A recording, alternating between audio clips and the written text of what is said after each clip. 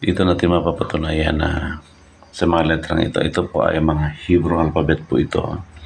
Dito natin mapapatunayan na hindi Jesus ang nag-exist. Hindi Jesus ang naging sugo para ialay ang kanyang dugo upang magkaroon ng kapatawaran sa kasalanan ng lahat ng tao.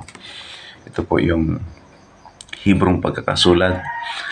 Mula po noon hanggang ngayon, walang letter J sa Hebrew alphabet. That's why sinabi ko na walang taligtasan sa pangalan ni Jesus sapagkat walang Jesus na nag-exist sa kasulatan. At sa susunod, paliliwanag ko ano ang meaning ng Jesus sa totoong pangalan ng Messiah na isinugo ng dakilang mailika na si Yahweh sa pangalan na ibinigay niya sa pangalang Hebrew.